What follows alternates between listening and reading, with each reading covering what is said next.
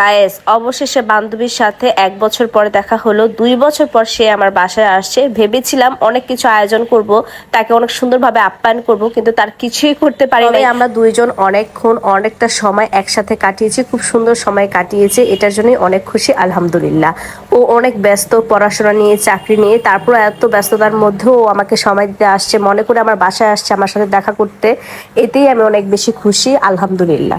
Guys দেখো কত মজার মজার খাবার আমার বান্ধবী আমার জন্য নিয়ে আসছে। যে খাবারগুলো আমি অনেক বেশি পছন্দ করি, আমার পিচ্ছি পছন্দ করে, সেই খাবারগুলো বেছে বেছে নিয়ে আসছে। খাবারগুলো দেখে আমি যতটা না খুশি হয়েছি তার চেয়ে অনেক বেশি খুশি হয়েছি ও আমার পছন্দ অপছন্দ এখনো অনেক বেশি মনে রেখেছে। ও এত ব্যস্ততার মধ্যেও আমি কি পছন্দ করি সেটা মনে রেখেও আমার জন্য ওই জিনিসগুলো এনেছে। এতে আমি অনেক বেশি খুশি, কারণ ভালোবাসার মানুষ হলেই এই জিনিসগুলো মনে রাখা সম্ভব, নাহলে এত ব্যস্ততার মধ্যে এগুলো মনে থাকা কখনোই সম্ভব না। আসসালামু আলাইকুম, তোমরা সবাই কেমন আছো গাইস? আলহামদুলিল্লাহ আমি অনেক বেশি ভালো আছি। নতুন একটা ভিডিওতে তোমাদেরকে স্বাগতম।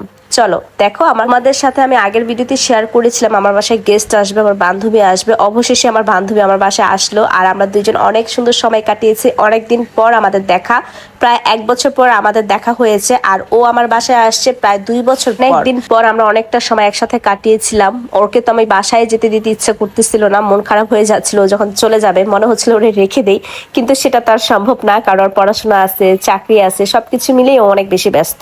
আর এদিক দিয়ে আমি ওর জন্য বানিয়েছিলাম হচ্ছে চিকেন বিরিয়ানি, কারণ হচ্ছে ও বিফ খায় না। আমি আমার বান্ধবীকে যেতে দিলেও বাসায় আমার ছেলে কিন্তু দিতে চায়নি, অনেক বেশি কান্না করছে। সে তো তার আন্টিকে পেয়ে তার আন্টির কোলে থেকে নামতেই চায় না, তার কোলেই বসেছিল।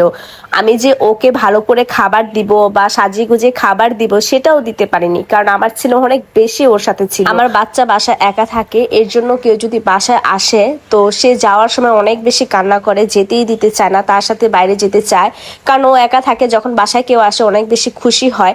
আর আমার বান্ধবীকে পেয়ে আমার ছেলে অনেক বেশি খুশি ছিল, ওর কোলে সারাক্ষণ ওর কোলে ছিল। ওকে আমি তেমন কিছুই খাওয়াইতে পারিনি ভালো করে, কারণ ও আসছে দুপুরে পরে লাঞ্চ করে আসছে, যার জন্য ও তেমন কিছুই খেতে পারে নাই। ওর জন্য যে ডেজার্টটা বানিয়েছিলাম সেটা দিয়েছিলাম, আর যাওয়ার আগে জাস্ট একটুখানি বিরিয়ানি খেয়ে গিয়েছে। তো আমি এত সাজায় গুজায় দিতে পারিনি ওকে খাবারটা, কারণ ওই যে বললাম আমার ছেলে ওর কোলে ছিল, ওকে বেশি বিরক্ত করতেছিল, তাই এত সাজিয়ে গুজিয়ে ওকে খাবারটা দিতে পারিনি। আর এদিক দিয়ে হচ্ছে আমি রাতে আমার হাজবেন্ডের জন্য একটু খাবার বাড়তেছিলাম, তখন আমি এইভাবে সাজিয়ে হচ্ছে ওকে খাবারটা দিয়েছি। তবে এইভাবে যদি বান্ধবীকে দিতে পারতাম তাহলে বেশি ভালো লাগতো। যাই হোক, নেক্সটে আবার চেষ্টা করব সাজিয়ে গুছিয়ে ওকে খাওয়ানোর জন্য। আর ও তো খেয়ে আসছে, তো ও মন ভরে খেতেও পারে নাই। এটা খুব খারাপ লাগছে যে ও মানে ভালো করে খেতেও পারে নাই। দুজনে অনেকটা সময় একসাথে ছিলাম, অনেক গল্প করতে পারছি, মনের কথাগুলো বলতে পারছি, এতে অনেক বেশি খুশি, আলহামদুলিল্লাহ। রাতে খেতে বসলাম, আর খেতে বসার পরে মনে হইলো যে আমি ঈদের পরে অনেক বেশি পোলাও খেয়ে